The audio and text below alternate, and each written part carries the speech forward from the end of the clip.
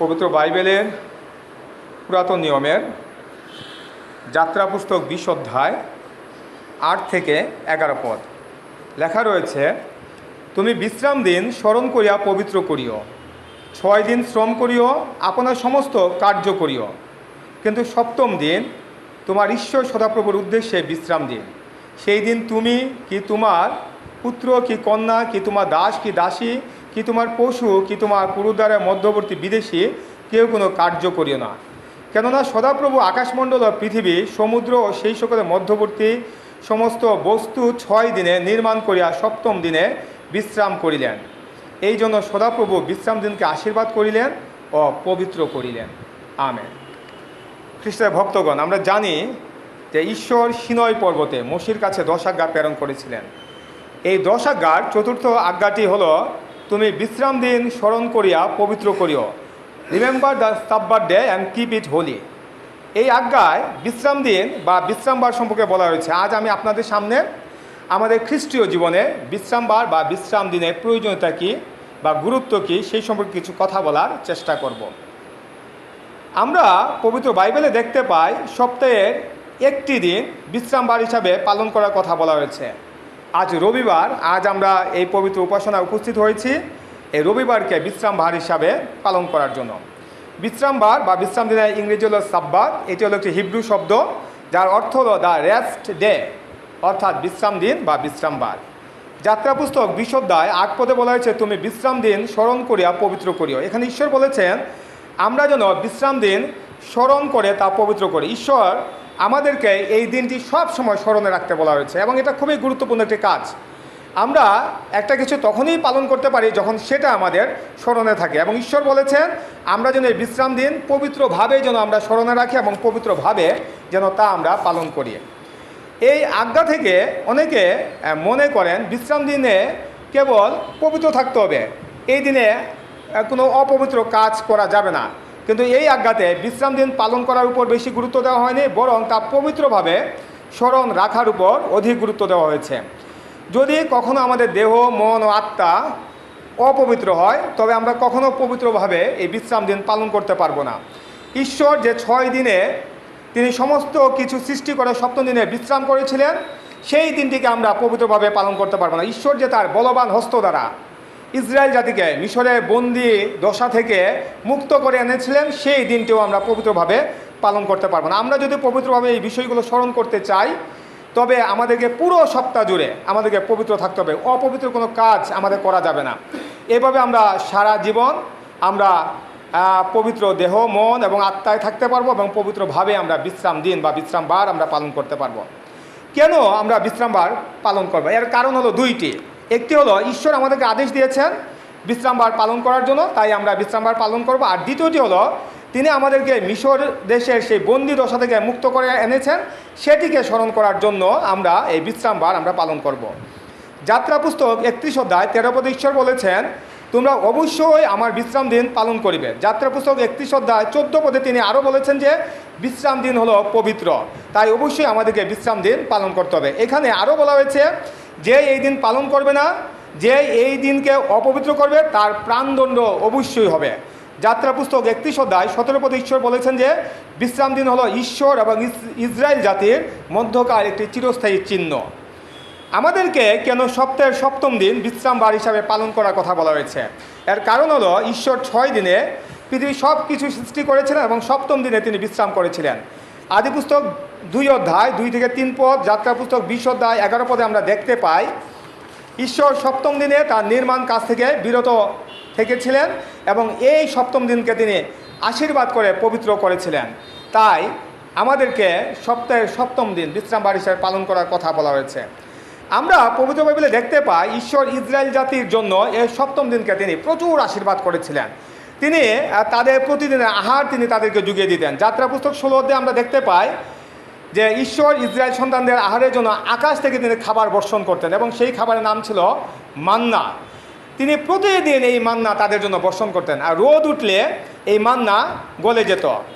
এই মান্না দেখতে ছিল ধনিয়া বীজের মতো শুক্ল বর্ণ, অর্থাৎ সাদা রঙের, এবং এর স্বাদ ছিল মধুর মতো। ঈশ্বর মোশির মাধ্যমে ইসরায়েলীয়দেরকে বলেছিলেন যে তারা যেন প্রত্যেকে তাদের প্রতিদিনের প্রয়োজন অনুযায়ী যেন তারা সেই মান্না কুড়িয়ে সংগ্রহ করে, এবং তাদের প্রত্যেককে তিনি প্রতিদিন এক অমর পরিমাণ অর্থাৎ 1 কেজি 800 গ্রামের মতো মান্না কুড়াতে বলেছিলেন, এবং তাদেরকে বলেছিলেন এর অতিরিক্ত যেন তারা না কুড়ায়। কিন্তু কেউ কেউ ছিল যারা তাদের প্রয়োজন থেকে বেশি কুড়াতো এবং পরের দিনের জন্য রেখে দিত। কিন্তু দেখা যেত তারা যে অতিরিক্ত যেটা তারা কুড়াতো পরের দিনের জন্য রেখে দিত, সেটাতে পোকা ধরে যেত এবং দুর্গন্ধ বের হতো। আশ্চর্যের বিষয় হলো 7ম দিন ঈশ্বর কোনো মান্না তিনি বর্ষণ করতেন না। তিনি তাদেরকে বলেছিলেন তারা 6ষ্ঠ দিনের জন্য তারা 2 দিনের জন্য যেন মান্না কুড়িয়ে রাখে, অর্থাৎ সেই 6ষ্ঠ দিনের জন্য এবং 7ম দিনের জন্য যেন তারা দ্বিগুণ পরিমাণ মান্না যেন তারা কুড়িয়ে রাখে। এবং সবচেয়ে আশ্চর্যের বিষয় হলো রোদ উঠার পরে যে মান্না গলে যেত, সেই 7ম দিনের জন্য যে মান্না তারা সংগ্রহ করে রাখতো তা একদিন থাকার পরেও, সূর্য ওঠার পরেও সেটা গলতো না। এমনকি তারা অতিরিক্ত যেটা রাখতো, যেটা গলে যেত, যেটা দুর্গন্ধ হতো, পচে যেত, কিন্তু 7ম দিনের জন্য তারা যেটা সংগ্রহ করতো সেটা পচেও যেত না এবং সেটাতে কোনো দুর্গন্ধ হতো না। এইভাবে ঈশ্বর ইসরায়েলীয়দেরকে তিনি আশীর্বাদ করেছেন এবং 7ম দিনকে তিনি বিশেষভাবে আশীর্বাদ করেছিলেন। আপনারা হয়তো অনেকে জানেন যে একসময় রবিবারকে বিশ্রামবার হিসাবে পালন করা হতো না, তখন শনিবারকে বিশ্রামবার হিসাবে পালন করা হতো। এর কারণ হলো ইহুদি বা হিব্রু ক্যালেন্ডার অনুযায়ী সপ্তাহের প্রথম দিন হলো রবিবার এবং 7ম দিন হলো শনিবার, এবং সেই হিসাব অনুযায়ী পূর্বে এবং ইহুদিরা এখনও শনিবারকে তাদের বিশ্রামবার হিসাবে পালন করে থাকে। যাত্রা পুস্তক 20 অধ্যায় 11 পদে আমরা দেখতে পাই ঈশ্বর সপ্তাহের 7ম দিনকে বিশ্রামবার হিসাবে পালন করার কথা বলেছেন। আমাদের খ্রিস্টানদের মধ্যে একটি ডিনোমিনেশন রয়েছে সেভেন্থ ডে অ্যাডভেন্টিস্ট, তারা এখনও শনিবারকে বিশ্রামবার হিসাবে পালন করে থাকে। এমনকি দেখা যায় যে বিভিন্ন যে পাবলিক পরীক্ষাগুলো রয়েছে সেই পরীক্ষাগুলোতে তারা পরীক্ষা দেয় না, তারা পরের দিন পরীক্ষা দেয় অথবা তারা সূর্যাস্তের পরে তারা পরীক্ষা দেয়, কেননা তারা বিশ্বাস করে বিশ্রাম দিনে তাদেরকে বিশ্রাম করতে হবে, অন্য কোনো কাজ করা যাবে না। এই বিশ্বাস থেকে তারা এখনও শনিবারকে তারা বিশ্রাম দিন হিসাবে তারা পালন করে থাকে। লেবীয় 23 অধ্যায় 3 পদে বলা হয়েছে 7ম দিন হলো বিশ্রামার্থক বিশ্রাম পর্ব, সেই দিন পবিত্র সভা হবে, কেউ কোনো কাজ করতে পারবে না। সেই দিন প্রত্যেক বাড়িতে সদাপ্রভুর উদ্দেশ্যে বিশ্রাম দিন পালন করতে হবে। লেবীয় 23 অধ্যায় 14 পদে বলা হয়েছে তারা উপবাস থাকবে, কোনো প্রকার রুটি বা ভাজা শস্য তারা ভোজন করতে পারবে না। আর দ্বিতীয় বিবরণ 5 অধ্যায় 12 থেকে 14 পদে বলা হয়েছে সেই দিন তুমি কি তোমার পুত্র কি কন্যা কি তোমার দাস কি দাসী কি তোমার পশু কি তোমার পুরুদ্বারের মধ্যবর্তী বিদেশী কেহ কোনো কার্য করিও না। আমরা যদি এই পদ আমরা বিশ্লেষণ করি তবে আমরা দেখতে পাবো যে এই পদে বা এই আজ্ঞায় ঈশ্বর কেবল মানুষের কথা ভাবেননি, বরং তিনি পশু পাখি বা তার সৃষ্ট অন্যান্য বস্তুদের কথাও তিনি ভেবেছেন। এটি হলো এমন একটি আজ্ঞা যেখানে পশু পাখিকে বিশ্রাম দেবার কথা বলা হয়েছে।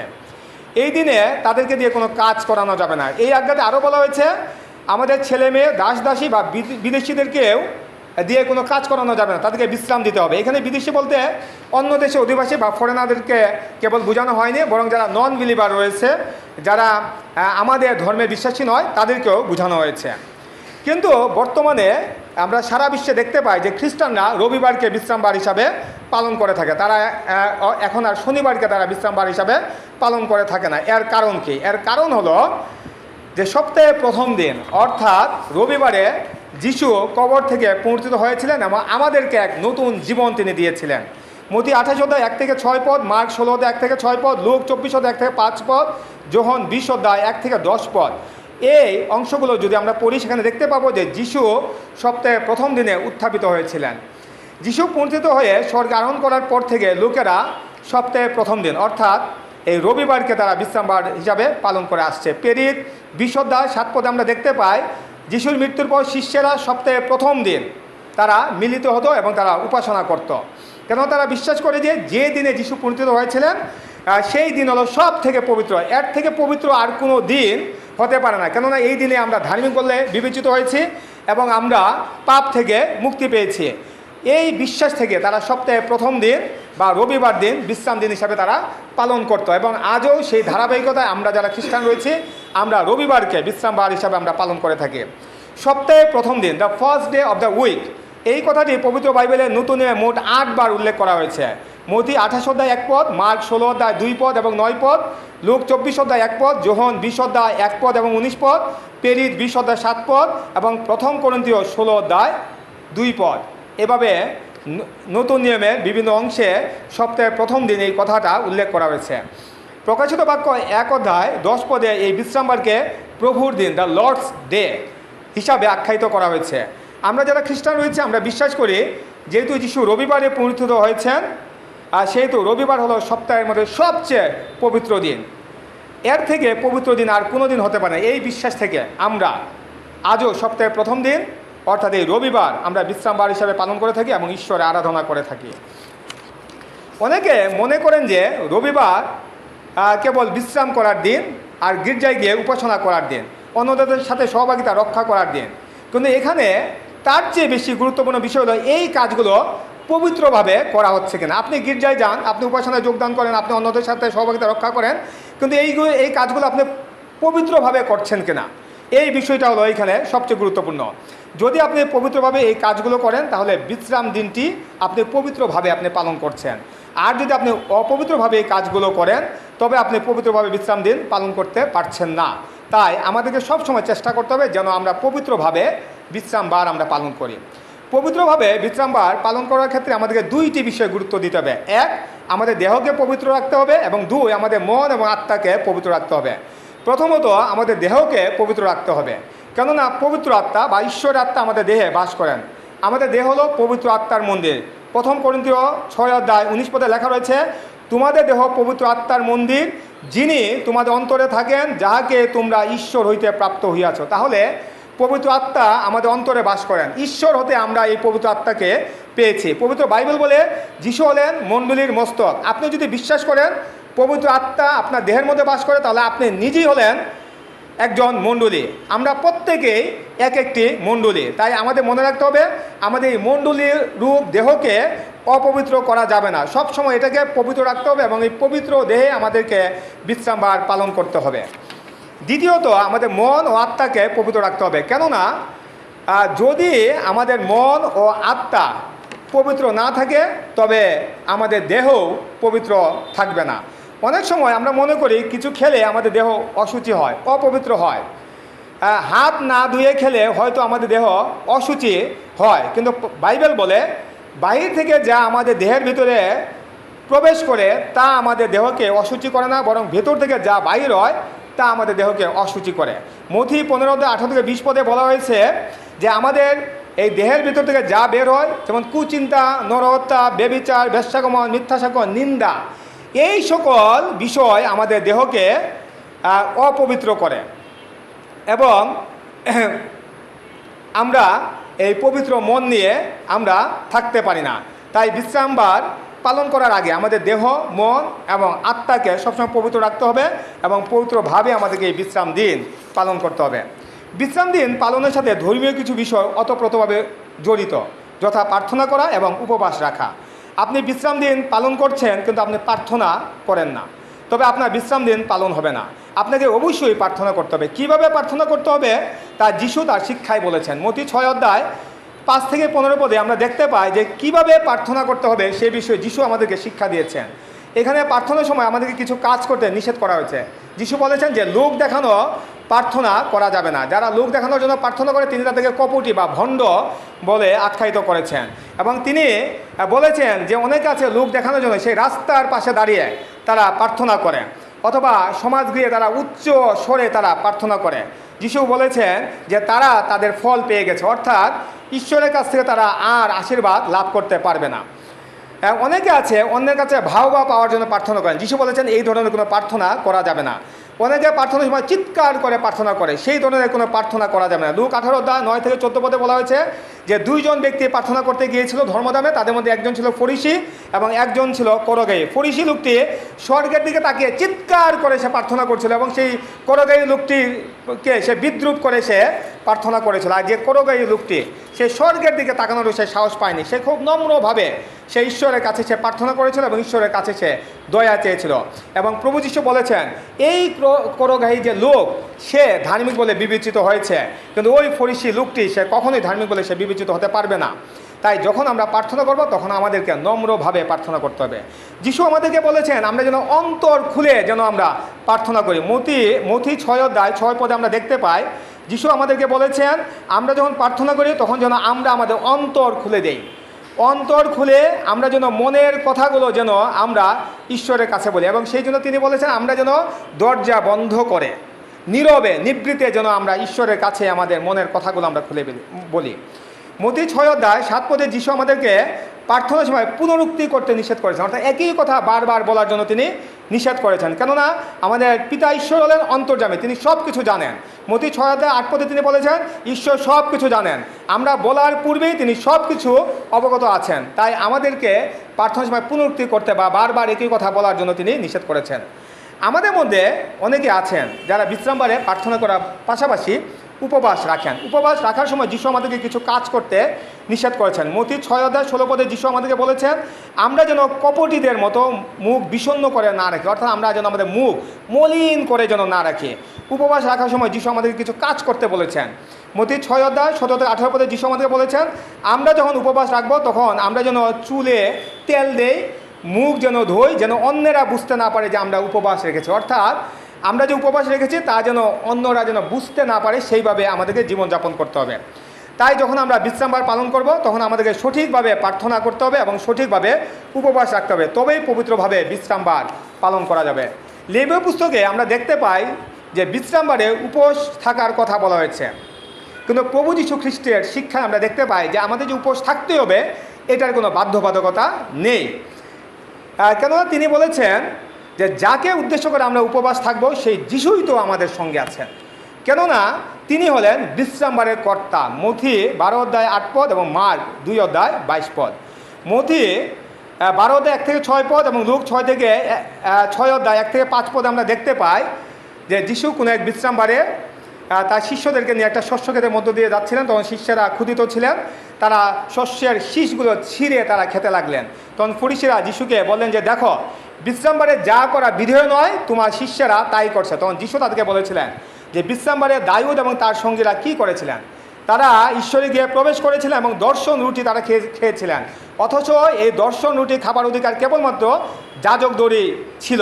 তখন যিশু তাদেরকে বললেন যে এই স্থানে সেই যাজকদের থেকে, সেই ধর্মদাম থেকেও মহান এক ব্যক্তি উপস্থিত রয়েছেন, এবং আমরা যারা খ্রিস্টান, আমরা যারা খ্রিস্টে বিশ্বাস করি আমরা জানি যে সেই ব্যক্তি আর কেউ নন, তিনি হলেন আমাদের প্রভু যীশু খ্রিস্ট। তিনি যদি আপনার সঙ্গে থাকেন আর আপনি যদি বিশ্রামবার আহার করেন তবে বিশ্রামবার অপবিত্র হবে না, কেননা আপনি যাকে উদ্দেশ্য করে বিশ্রামবার পালন করছেন সেই যিশুই তো আপনার সঙ্গে রয়েছেন। অনেকে মনে করেন যে বিশ্রামবারে কোনো কাজ করা যাবে না, সেদিন আমরা শুধু বিশ্রাম করব আর উপাসনা করব।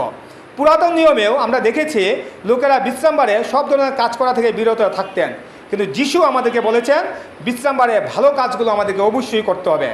মথি 12:12 যিশু বলেছেন বিশ্রামবারে সৎকর্ম করা বিধেয়। পবিত্র বাইবেলে আমরা কমপক্ষে 5টি ঘটনা দেখতে পাই যেখানে প্রভু যীশু খ্রিস্ট বিশ্রামবারে তিনি ভালো কাজ করেছিলেন। এক, মথি 12:9-13, আর লুক 6:6-11 আমরা দেখতে পাই যিশু বিশ্রামবারে একটি লোকের শুকিয়ে যাওয়া হাত সুস্থ করেছিলেন। লুক 13:10-13 আমরা দেখতে পাই যিশু বিশ্রামবারে মন্দ আত্মা পাওয়া এক মহিলাকে সুস্থ করেছিলেন।